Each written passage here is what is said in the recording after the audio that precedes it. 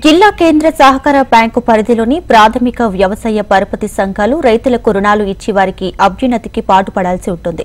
ఇందుకు భిన్నంగా రైతులకు పంట రుణాల రూపంలో ఇవ్వాల్సినటువంటి సొమ్ము బ్యాంకు సిబ్బంది జేబు నింపుకుంటున్న ఘటనలు వరుసగా చోటు చేసుకుంటున్నాయి.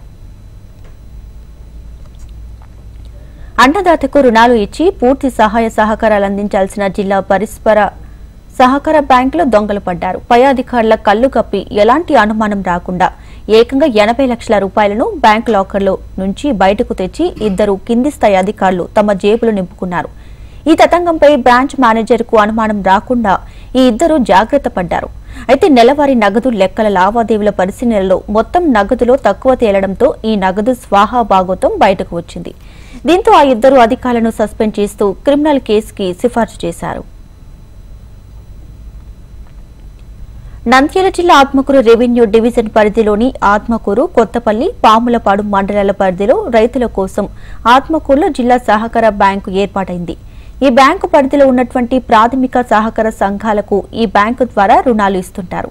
సుమారు 6,000 మందికి పైగా బ్యాంకు ఖాతాదారులు ఉంటే వారి వ్యాపారాలకు ప్రతి సంవత్సరం కూడా 220 కోట్ల రూపాయల వరకు రుణాలు అందించారు.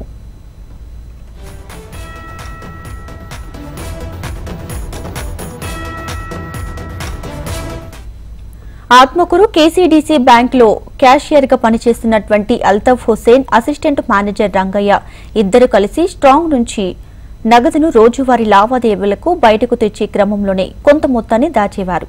ఇలా నెల రోజులుగా వీరు దోచిన మొత్తం సుమారు 80 లక్షల రూపాయల నగదును దోచుకున్నారు.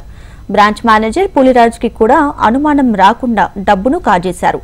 నెల చివరి తనిఖీల్లో 80 లక్షల రూపాయల లెక్క తేలకపోవడంతో ఇంటి వ్యక్తుల దొంగతనం బయటపడింది. దీంతో రాత్రికి రాత్రి ఇద్దరు వ్యక్తులను సస్పెండ్ చేశారు. ఇక ఈ ఘటనపై ఆత్మకూరు పోలీస్ స్టేషన్లో క్రిమినల్ కేసు నమోదుకి రంగం సిద్ధమైంది.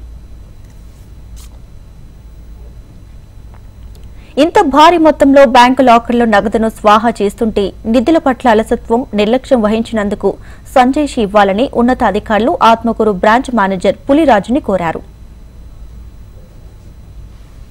మా బ్రాంచ్ పరిధిలో క్యాష్ డెఫిసిట్ సస్పెక్టెడ్ గా భావించి ప్రధాన కార్యాలయం వారికి నివేదిక అందించడం జరిగింది. నిన్నటి రోజున వారు చీఫ్ మేనేజర్ గారిని నియమించి మా బ్రాంచ్ పరిధిలో క్యాష్ వెరిఫికేషన్ జరిగిందండి. ఈ క్యాష్ వెరిఫికేషన్ లో క్యాష్ డెఫిసిట్ 78,77,790 రూపాయలు వచ్చిందండి. దీనికి సంబంధించి క్యాషియర్ పూర్తి బాధ్యత తీసుకోవడం జరిగింది. అలాగే దీనికి సెకండ్ ఆఫీసర్ గా ఉన్నటువంటి రంగయ్య కూడా ఇందులో వెరిఫికేషన్ సరిగా చేయని కారణంగా క్యాష్ డెఫిసిట్ వచ్చినట్టుగా చీఫ్ మేనేజర్ గారు నివేదిక ఇవ్వడం జరిగింది. దాని ఆధారంగా ప్రధాన కార్యాలయం వారు ఇద్దరిని సస్పెన్షన్ చేయడం జరిగింది. తదుపరి చర్యల నిమిత్తం ప్రధాన కార్యాలయం వారు లీగల్ చర్యలు, చట్టపరమైన చర్యలు తీసుకుంటారు.